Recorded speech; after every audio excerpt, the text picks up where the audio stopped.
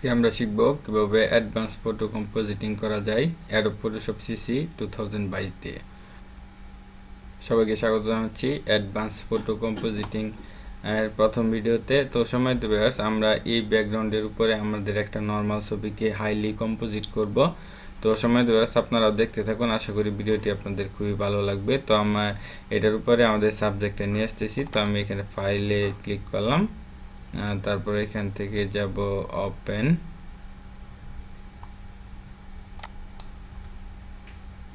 তারপর এখান থেকে আমার সিলেক্টেড ছবিটা আমি সিলেক্ট করে দিচ্ছি।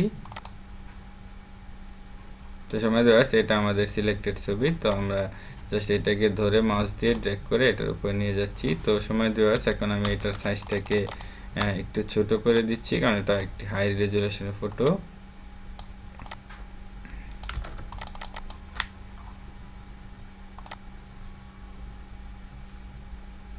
তো সময় দেওয়া আছে, আমরা ছবিটা এখানেই রাখলাম। তো এখন আমরা এই ছবিটাকে মাস্কিং করব, অর্থাৎ সহজে ব্যাকগ্রাউন্ড চেঞ্জ করার জন্য অন্যতম সহজ উপায় হচ্ছে মাস্কিং।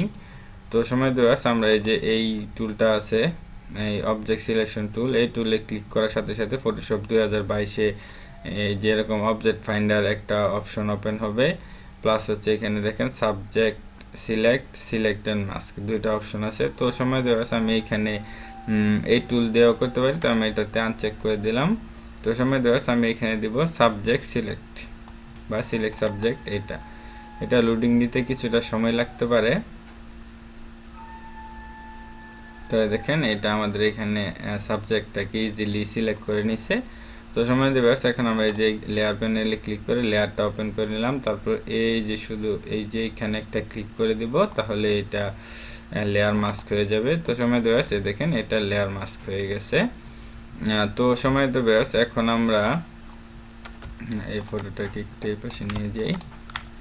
তো এই ফটোটাকে এখন আমরা কালার কারেকশন শুরু করব। তো সময় দেওয়া আছে, আমরা ব্যাকগ্রাউন্ডের সাথে মিল রেখে অথবা ছবির সাথে মিল রেখে ব্যাকগ্রাউন্ডের কালার কম্পোজিটিং করতে পারি। তো সময় দেওয়া আছে, আমি আগে ব্যাকগ্রাউন্ডে কালার কম্পোজিটিং করি।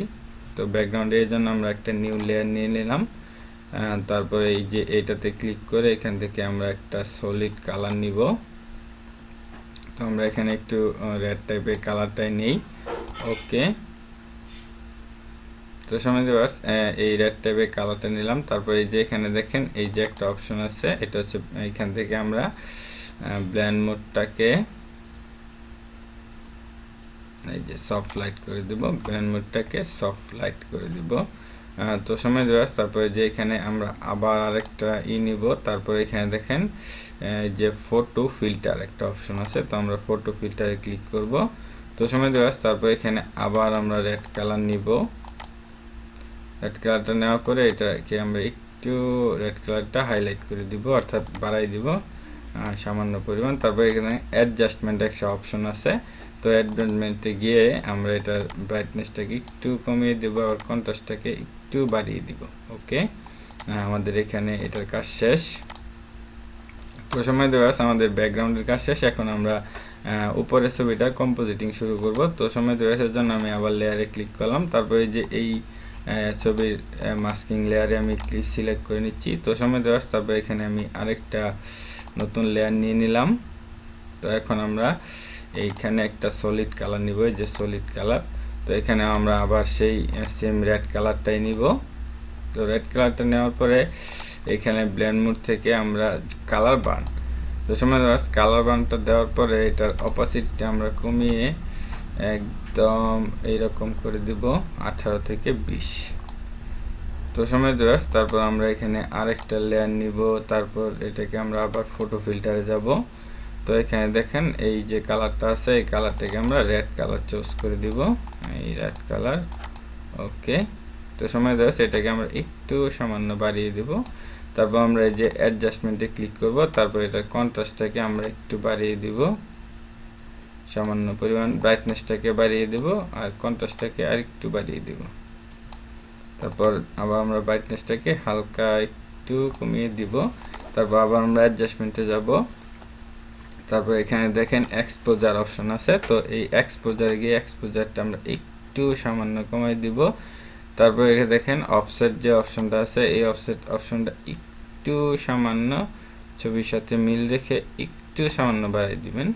তো সময় দিবস তারপর আমরা আবার অ্যাডজাস্টমেন্টে যাব, তারপর এখান থেকে ব্রাইটনেস থেকে সামান্য একটু ব্রাইটনেসটা বাড়াই দিব আর কন্ট্রাস্টটাকে একটু কমাই দিব বা একটু বাড়াই দিব।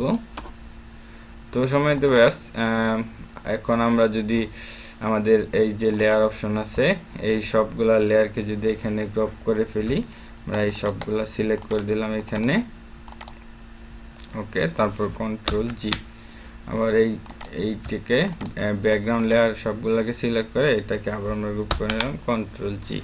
তো সময় দেওয়া এখন আমরা এই গ্রুপের নাম দিই ব্যাকগ্রাউন্ড,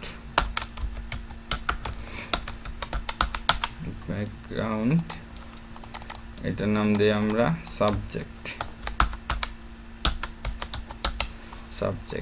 তো সময় দেওয়া এখন দেখেন আমি এই লেয়ারগুলোকে টার্ন অফ করে দিচ্ছি, একদম এই লেয়ারগুলোকে টার্ন অফ করে দিচ্ছি। তো সময় দেওয়া আগে আমাদের ছবিটা এরকম ছিল, তারপর আমরা ব্যাকগ্রাউন্ডে কাজ করার পরে ব্যাকগ্রাউন্ডটাকে এরকম হয়েছে, আর সাবজেক্টটাতে কাজ করার পরে এই সাবজেক্টটা এরকম হয়েছে। তো সময় দেওয়া আশা করি আপনারা ডার্ক কালার কম্পোজিটিং কীভাবে করতে হয় সেটা খুব ইজিলি বুঝে গেছেন। তো সময় দেওয়া এই স্টক ফটো প্লাস ব্যাকগ্রাউন্ডটা যদি প্রয়োজন হয় ডেসক্রিপশন বক্সে লিঙ্ক দেওয়া আছে, সেখান থেকে আপনারা ইজিলি ডাউনলোড করে কাজ করতে পারবেন। তো সময় দেওয়া আজকের মতো পর্যন্তই, সবাইকে ধন্যবাদ, আসসালামু আলাইকুম।